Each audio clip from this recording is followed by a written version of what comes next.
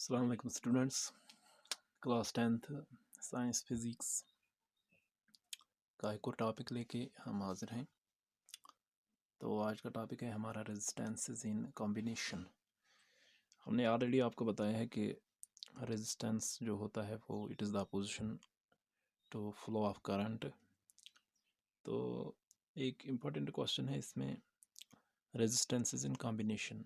जब कुछ रेजिस्टेंसेस जो हैं जब वो कॉम्बिनेशन में होंगे तो जो इक्विवेलेंट रेजिस्टेंस बनता है, इक्विवेलेंट मतलब कि टोटल रेजिस्टेंस कैसे हम हासिल कर सकते हैं उस वक्त। तो उससे पहले, इस टॉपिक को आने से पहले हम आपको बताएंगे कि एक रेजिस्टर क्या होता है। तो एक रेजिस्टर आप विजुअलाइज कर सकते हो, इट्स ए कंडक्टर। एक कंडक्टर होता है विद ए सर्टन रेजिस्टेंस, जिसकी कोई ख़ास रेजिस्टेंस होगी। तो हम इस टॉपिक को ऐसे भी बोल सकते हैं, रेजिस्टर्स इन कॉम्बिनेशन और सिंपली रेजिस्टेंसेस इन कॉम्बिनेशन। तो यहाँ पर हम देखेंगे जो रेजिस्टेंसेस होते हैं, दो तरीके हैं रेजिस्टेंसेस को मिलाने के, रेजिस्टेंसेस को कंबाइन करने के दो तरीके हैं। बोर्ड की तरफ हम देखेंगे कैसे कैसे इनको कंबाइन कर सकते हैं और उसके बाद हम आगे जाएंगे।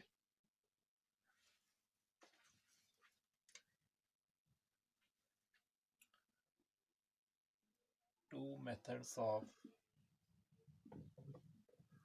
Combining resistances.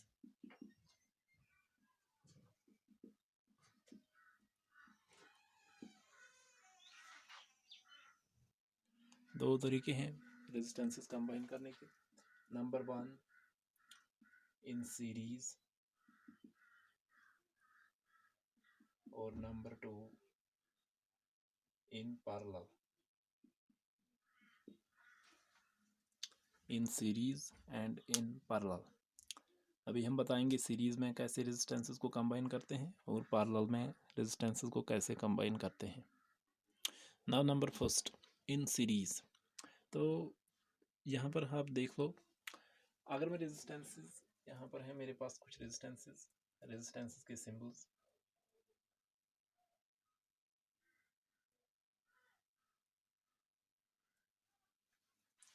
ये हैं रेजिस्टेंसेस के सिंबल्स। तो अगर मैं इनको कनेक्ट कर रहा हूँ एंड टू एंड, इसका एंड इसके एंड के साथ कनेक्ट किया, इसका एंड इसके एंड के साथ कनेक्ट किया, so on. If I connect these resistances end to end connect करने को बोलते हैं to connect resistances in series. So यहाँ पर हम लिखेंगे resistances are said to be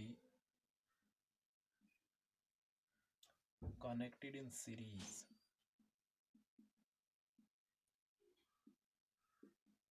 if they are connected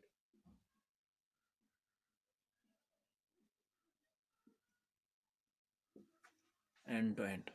So resistances are said to be connected in series if they are connected end to end. अगर इनके ends जो हैं वो एक दूसरे के साथ मिले हुए हैं तो ये रेजिस्टेंसेस इन सीरीज हैं। एक और एग्जांपल नीचे में दिखाऊंगा कि ऐसे अगर हमारे पास रेजिस्टेंसेस हैं, एक रेजिस्टेंस, दूसरी रेजिस्टेंस,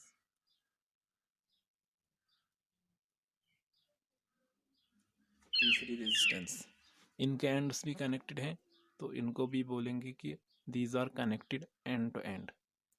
ये resistances in series. Now resistances in parallel. तो अभी हमने देखा कि एंड टू एंड अगर कनेक्ट होंगे तो वो रेजिस्टेंसेस इन सीरीज हैं। यहाँ पर एक और एग्जांपल मैं दूंगा जहाँ पर हम देखेंगे पैरेलल में कैसे होते हैं रेजिस्टेंसेस।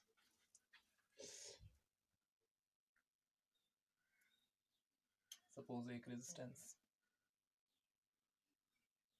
दूसरा रेजिस्टेंस और ये तीसरा रेजिस्टेंस। तीन रेजिस्टेंसेस यहाँ पर मैंने बनाई। अब इन तीन रेजिस्टेंसेस को मैं क्या करूँगा, एंड टू एंड नहीं कनेक्ट करूँगा बल्कि इनके तीनों एंड्स एक साइड में कनेक्ट करूँगा और राइट साइड वाले राइट साइड में कनेक्ट करूँगा और लेफ्ट साइड वाले लेफ्ट साइड में कनेक्ट करूँगा एक ही पॉइंट पे।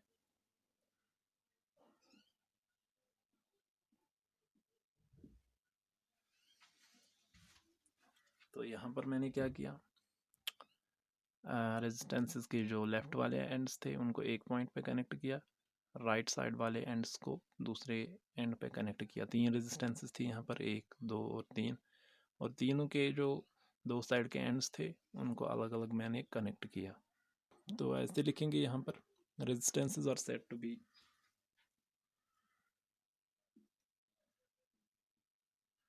resistance are said to be connected in parallel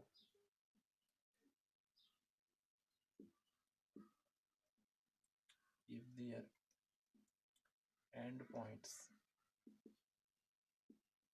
are connected between two terminals.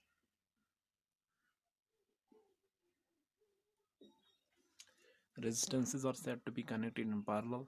Resistances को तब हम बोलेंगे ये parallel में connected है if their endpoints, अगर उनके जो endpoints हैं they are connected between two terminals or 2 points, 2 points पे हमने उनको कनेक्ट किया, तो ये पैरेलल रेजिस्टेंसेस है। सीरीज और पैरेलल आपको समझ आ गया। नाउ जो इसमें मोस्ट इंपॉर्टेंट क्वेश्चन है वो है to derive expression for series resistances in series and to derive expression for resistances in parallel. Equivalent resistance देखनी है हमें कि टोटल रेजिस्टेंस क्या बनेगी अगर रेजिस्टर्स कनेक्टेड हैं इन सीरीज और इन पैरेलल। तो सबसे पहले सीरीज वाला उठाएंगे। तो स्टूडेंट्स यहाँ पर आप देखोगे मैंने एक डायग्राम बनाई, इधर मैंने 3 resistances Lee, R1, R2 and R3। 3 resistances, इनको मैंने सीरीज़ में कनेक्ट किया। अभी हमने बताया सीरीज़ में तभी कनेक्टेड होते हैं जब एंड टू एंड, इसका एंड इसके साथ कनेक्टेड, इसका एंड इसके साथ कनेक्टेड। और एक सर्किट डायग्राम आप देख सकते हो, यहाँ पर एक बैटरी अटैच्ड है की है और इस सर्किट से जो करंट है वो फ्लो हो रही है। इसके अलावा अगर आपको सर्किट डायग्राम्स और सिंबल्स याद होंगे तो V यहाँ पर मींस वोल्ट मीटर मैंने अटैच किया है। सपोज वोल्टेज यहाँ पर V1 है, V2 है, V3 है और resistances R1, R2 and R3 और करंट I। एक बात मैं यहाँ पर आपको बोलना चाहूँगा कि जैसे ही करंट यहाँ से आएगी और रजिस्टर R1 में से पास हो जाएगी तो यहाँ पर पोटेंशियल डिफरेंस जो प्रोड्यूस होगी, पोटेंशियल डिफरेंस जो यहाँ पर होगी वो होगी V1, क्योंकि हर एक स्टेप के बाद एक एक रजिस्टर यहाँ पर ज्वाइन होता है तो वोल्टेज यहाँ पर चेंज हो जाती है। तो सपोज R1 के पास यहाँ जो ये पोटेंशियल डिफरेंस है वो V1, R2 पे यहाँ पर पोटेंशियल डिफरेंस V2 और R3 रजिस्टर 3 पे पोटेंशियल डिफरेंस हम देखेंगे V3। लेकिन करंट जो यहाँ से अब पोटेंशियल डिफरेंस या इस एंड पे और इस एंड पे जो अब potential difference equivalent potential difference होगी उसकी वजह से जो करंट होगी यहाँ इस सर्किट में वो I होगी। करंट यहाँ पर कांस्टेंट होगी लेकिन पोटेंशियल डिफरेंस डिफरेंट होगी एट डिफरेंट रजिस्टर्स। वो चीज़ हम पहले लिख के रखेंगे। तो यहाँ पर हम लिखेंगे फॉर रेजिस्टर्स इन सीरीज, जब रेजिस्टर्स सीरीज में होंगे तो जो टोटल पोटेंशियल डिफरेंस होगी V is equal to V1 plus V2 plus V3। इसको हम फर्स्ट नाम रखेंगे। टोटल पोटेंशियल डिफरेंस यहाँ पर जो है वो हमने V ली, V is equal to V1 plus V2 plus V3। Suppose ये total potential difference according to ohms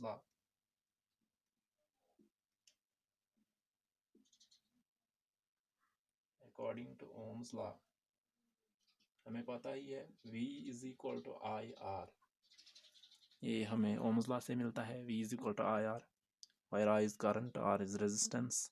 तो अब मैं क्या काम करूँगा, मैं यहाँ पर काम करूँगा एक रजिस्टर, दूसरा रजिस्टर और तीसरा रजिस्टर, तीनों के लिए अलग अलग के लिए ओम्स लॉ अप्लाई करूँगा। तो मैं देखूँगा फॉर ईच रजिस्टर,